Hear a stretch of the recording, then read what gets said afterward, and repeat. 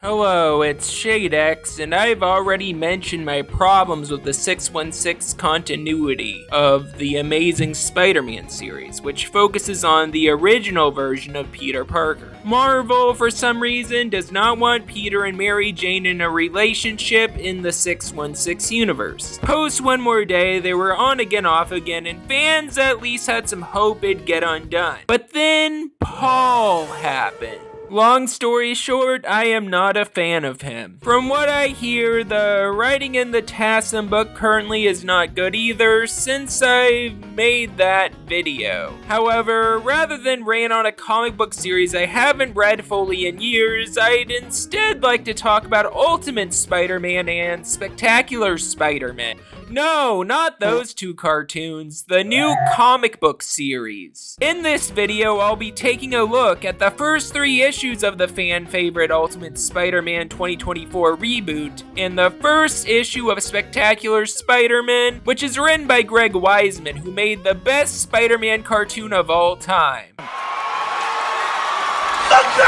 Ultimate Spider-Man 2024 is a comic book series I've really been meaning to read ever since it was announced. I heard the comic series was really great, so I wanted to give the series a read myself. This series begins with Peter Parker being an established father with 2 kids with Mary Jane. Peter being a dad in other timelines is nothing new at all, but what is new is that he isn't Spider-Man at the start of the series. What I love about issue 1 is there is no superhero action. You'd think that'd be boring, but issue 1 does an amazing job setting up an origin story for a 35-year-old Peter Parker. This world is wildly different from 616 and honestly any Spider-Man comic book in general, since in this universe Uncle Ben is still alive. In this universe, he co-founded the Daily Bugle with J. Jonah Jameson. One thing I really love about the start of issue 1 is the bait and switch where you think he's yelling at Peter when in reality it's Uncle Ben. In this universe, Ben is alive while May is dead. Later in the issue, we learn from a Catholic priest variant of Matt Murdock that a tragedy happened that caused Aunt May's demise along with Norman and Emily Osborn's deaths. It's here where Harry mentions to the people at the Mourning of Lost Lives, including his own parents, due to the tragedy, that he believes their futures have been stolen. In this first issue, Peter feels like there's something missing in his life. Peter mentions that to Uncle Ben. He notes he wants change in his life, but he also knows he has a family to take care of and responsibilities. He even mentions to Ben that he feels like Mary Jane deserves better than him. However, he goes on to say that she disagrees. This is a detail I really love. It establishes that Peter and Mary Jane's relationship is a positive one.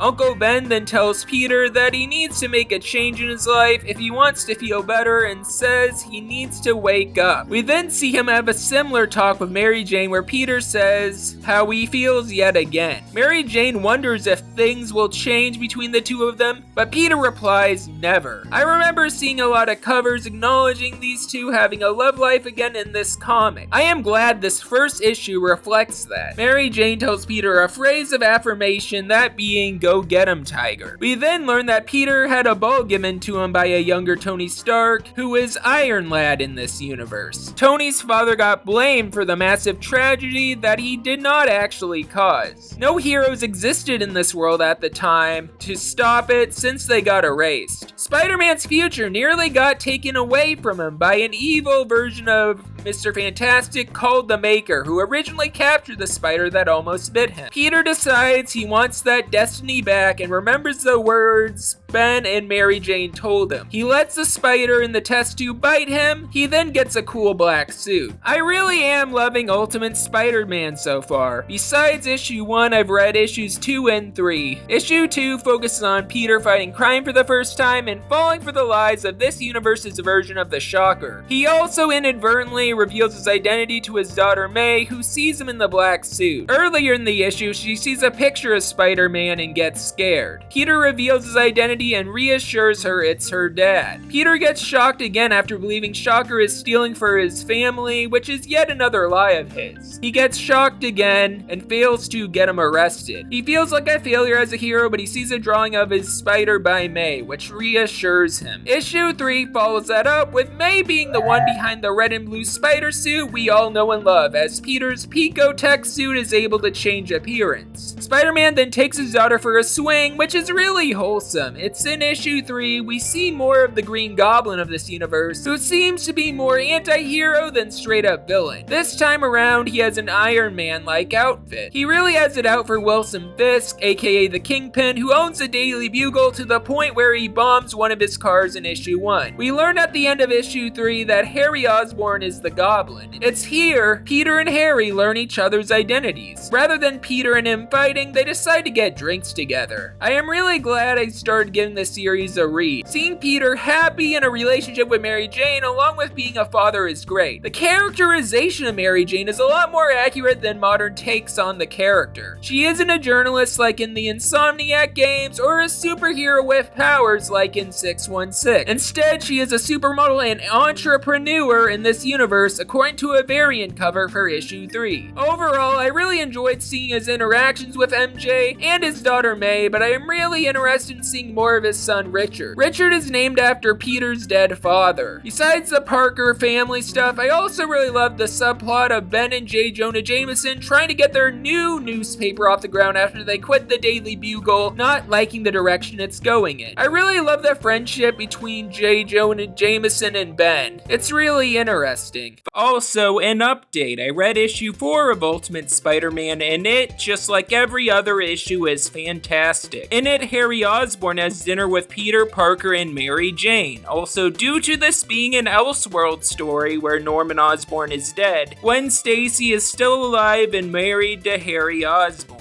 This issue has a lot of revelations which are shown through dialogue rather than action. It's revealed that J. Jonah Jameson and Ben Parker's newspaper has a name now, that being the paper that Mary Jane helped come up with. While Ben and J. Jonah discuss the paper, we also learn that Richard has an interest in their journalistic endeavors. While issue 4 is a slow burn, it is a very necessary one. While a comic book to the average reader is expected to be action-packed, there is no physical fighting in this issue. Still, there is a lot of tension. It's here Peter feels hesitation leaving the Daily Bugle, despite being encouraged to help his uncle and former boss in their new venture. Soon, Mary Jane and Gwen leave. While in the bathroom, Gwen reveals that Oscorp took over from Stark Industries. That gives a great explanation into why Harry is using Stark Tech. Gwen asks Mary Jane if Oscorp can help fund the paper with their extra funds. While their two wives are away, we learn that Harry told Gwen about Peter being Spider-Man and notes to him that he needs to tell Mary Jane. He attempts to convince him to work alongside him as Spider-Man. It's here Norman says his iconic line, "With great power comes great responsibility." Jonathan Hickman is a very great writer in that he's able to make a conversation very compelling despite no physical fighting between Spider-Man and the Green Goblin taking place. This iteration of Ultimate Spider-Man overall is great in how it subverts expectations. I highly recommend reading this series, it's great. Can't wait for issue 5. Finally, Spectacular Spider-Man issue 1 was a fun read. It takes place in the main 616 continuity, but it's a side book. The issue teams Peter up with Miles, which from what I've heard prior did not happen nearly enough in the comics. The comic, like I said earlier, is written by Greg Weisman, who made Spectacular Spider-Man. I really love he's been given another opportunity to write for Peter Parker along with Miles Morales, who he is writing for the first time. In their civilian lives, Peter and Miles go to a coffee shop. Miles orders drinks off the app, while Peter argues to him that ordering in person is better, so you can be viewed as a regular. As both Spider-Men, however, they fight a monstrous version of the Jackal. It's a fun first issue, and a detail I love is they both address each other as Spider-Man. Aside from that though, honestly, I don't have much to say except to give this book a read. Sure, it isn't as story-rich as Ultimate Spider-Man 2024 is, but it's a whole lot of fun, and I am curious what happens next. I am hoping if the Spectacular Spectacular Spider-Man comic succeeds, we can get more seasons of Spectacular Spider-Man. Greg Weisman recently posted a teaser on his Twitter of a comic dub of the upcoming issue 2, with Josh Keaton reprising his role, with Zeno Robinson voicing Miles.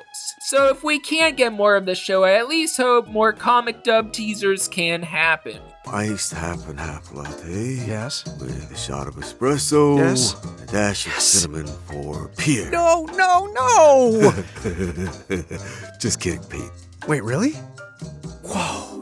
The Holy Grail. But yeah, in conclusion, while Modern Spider-Man and the Amazing Book may be bad, there are a ton of great side books out there. I honestly don't care about the main continuity as much as I used to. Apparently Peter Parker became the Green Goblin after taking on Norman's sins, and now this year he'll be the Green Goblin a second time. It's clear that TASM as a comic series is over-relying on gimmicks. Marvel wants to draw attention to the comic book fans, so fans will buy these issues. While Peter becoming the Green Goblin on paper is interesting, I am guessing it was not written well. I am not saying that some big risks in storytelling, like turning the hero to the villain, can't work, since I absolutely love Superior Spider-Man. However, Marvel isn't really taking a true risk here and is just rehashing a storyline way too soon. I honestly hope with Ultimate being received so well and selling very well that one day Marvel will progress Peter Parker in the main continuity rather than regress him. Either way, there's a ton of great Spider-Man media out there, like the Spider-Verse animated films, which funny enough inspired the Ultimate Spider-Man comic series I reviewed for this video. Jonathan Hickman even called this version of Spider-Man Ultimate Peter B. Parker. But yeah, overall, if you haven't already, I highly recommend Ultimate Spider-Man. I had to vote with my wallet and actually buy these comics since I heard really good things. Believe the hype, this comic series is awesome. This has been ShadeX, and I hope you all feel nothing but good vibes.